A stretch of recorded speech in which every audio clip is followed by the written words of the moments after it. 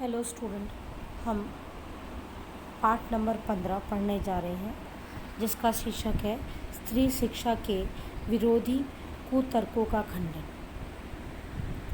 और इसके लेखक है महावीर प्रसाद द्विवेदी। आइए हम उनकी जीवनी पढ़ते हैं। महावीर प्रसाद द्विवेदी का जन्म सन 1864 में ग्राम दौलतपुर जिला रायबरेली में हुआ।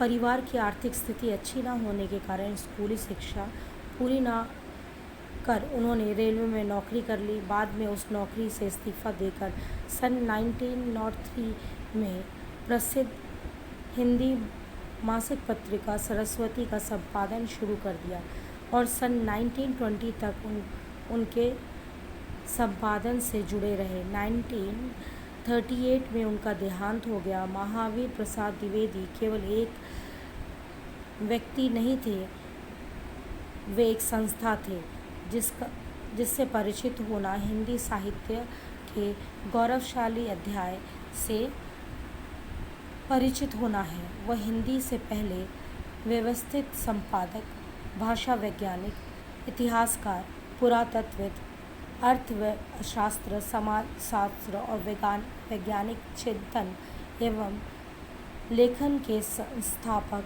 समालोचक और अनुवादक थे।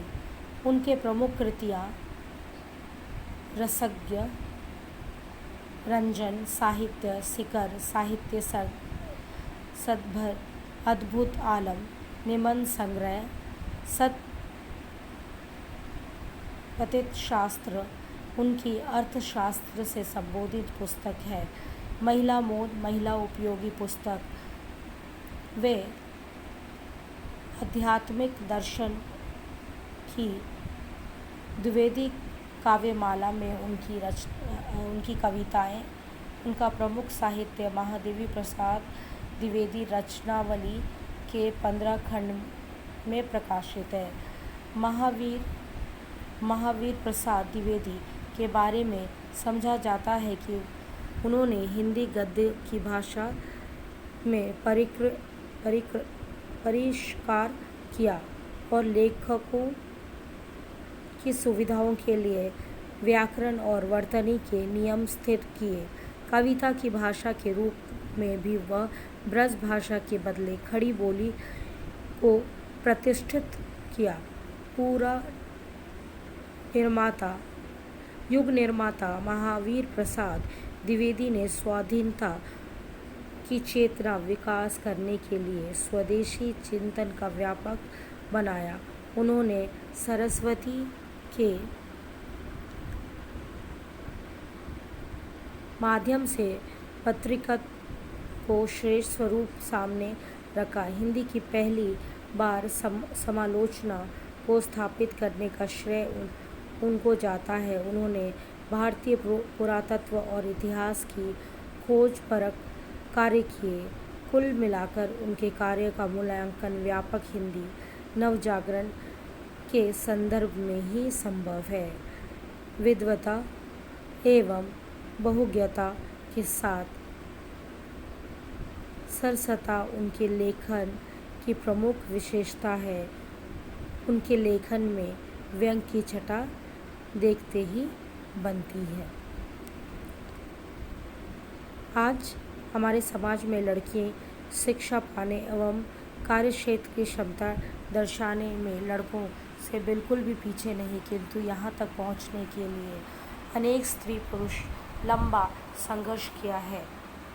नवजागरण काल के चिंतकों ने मात्र स्त्री शिक्षा को नहीं बल्कि समाज की जनतांत्रिक एवं वैज्ञानिक चेतना का संपूर्ण विकास के लिए अलख जगाए। अलख मतलब रोशनी। द्विवेदी जी का ये लेख उन सभी पुरातत्वपंथी विचारों को लोहा देता है जो स्त्री शिक्षा के व्यर्थ अथवा समाज के लिए विघटन का कारण मानते हैं। वह लेख की दूसरी विशेषता यह है कि इसे परंपरा में ज्यों का त्यों नहीं स्वीकारा गया, बल्कि विवेक से फैसला लेकर ग्रहण करने का योग को लेने की बात की गई है।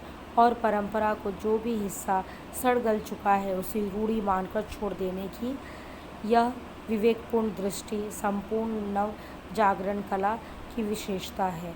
आज इस निबंध में अनेक दृष्टियों में ऐतिहासिक महत्व है। इस लेख पहली बार सितंबर 1914 की सरस्वती में पढ़े लिखे का पंडित्व शीर्षक से प्रकाशित हुआ। बाद में द्विवेदी जी ने इसे महिला मोद पुस्तक में शामिल करते समय इसका शीर्षक स्त्री शिक्षा के विरोध कुतर्कों का खंडन रख दिया। इस निबंध की भाषा और वर्तनी हमारे संशोधित करने का प्रयास नहीं किया। ये थी महावीर प्रसाद द्विवेदी जी की जीवनी। अब हम आइए पाठ के बारे में जानते हैं। स्त्री शिक्षा के विरोध कुतर्कों का खंडन महावीर प्रसाद द्विवेदी जी द्वारा लिखित निबंध का ऐतिहासिक महत्व है। कुतर्कों मतलब जो बेकार के तर्क हैं।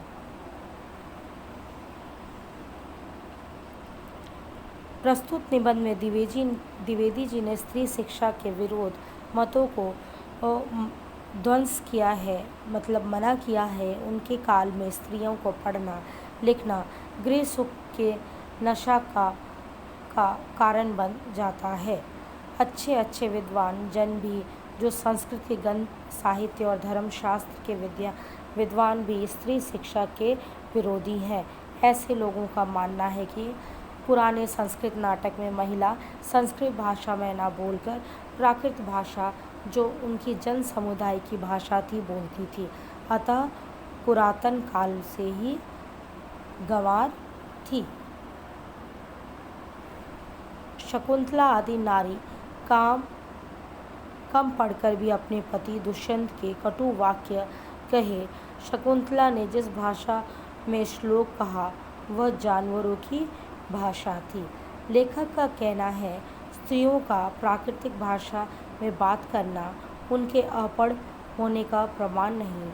भावभूति और कालिदास के समय में कुछ वर्ग ही संस्कृत प्रयोग करता था, अन्य वर्ग जन समुदाय प्राकृतिक का ही प्रयोग करता था।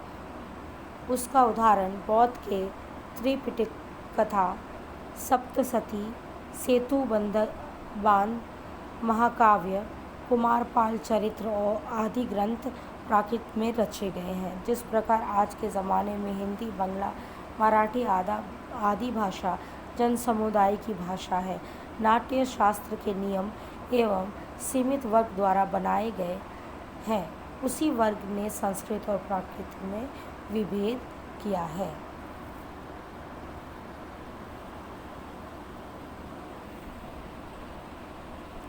प्राचीन समय में स्त्री वर्ग का पठन पाठन मतलब पढ़ना लिखना के लिए कोई नियमित विद्यालय या विश्वविद्यालय नहीं था। पुराणों में विमानों जहाज का वर्णन है, लेकिन आज उसकी कोई प्रमाण नहीं है। बहुत सारी विदुषी मतलब पढ़ी लिखी स्त्रियां जिनके शीला, विद्या, बौद्ध ग्रंथ, त्रिपिटक के थेरी गाथा आदि नाम आता है, अपने विद्या से सारे समाज को लाभान्वित किया है। अति की पत्नी, मंडन मिश्रा की पत्नी गार्गी आदि अपने पंडित्व से सभी को हरा दिया है। अतः हमें स्त्रियों को पढ़ने का प्रयत्न कराना चाहिए।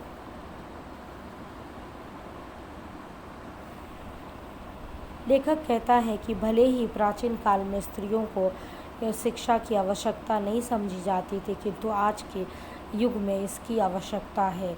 भगवत पुराण में रुक्मिणी दी द्वारा लिखित पत्र उनके शिक्षित होने का सूचक था, अतः आज हमें उसकी महत्व समझनी चाहिए। लेखक का मानना है यदि स्त्रियों को पढ़ाने से अनर्थ होता तो पुरुष को पढ़ने से जो वे बम के गोले फेंकते हैं, नर हत्या, डाका, चोरी, घूस लेना आदि अपढ़ वाला काम करते हैं तो उन्हें भी नहीं पढ़ना चाहिए। शकुंतला और सीता ने जो भी कटु वाक्य कहे उनके दुख का परिणाम था, अतः पढ़ने लिखने में कोई बुराई नहीं। अन्यथा दुराचार व्यक्ति के स्वयं के गुण हैं, शिक्षा के परिणाम नहीं। स्त्रियों को साक्षर करने के लिए देश और समाज का भला होगा। स्त्री शिक्षा पर बहस होनी चाहिए, शिक्षा प्रणाली का संशोधन होना चाहिए, लेकिन किसी भी परिस्थिति में स्त्री शिक्षा पर रोक नहीं लगानी चाहिए, क्योंकि यह अनर्थकार है। अनर्थकार मतलब विनाश का कारण होगी। इसीलिए पुराने ज़माने से ही स्त्री शिक्षा पे जोर दिया गया है। विद्वानों ने इस बात का खास ख्याल रखा है कि स्त्री को शिक्षा का समान अधिकार मिलना चाहिए और उस पर कार्य भी किया है।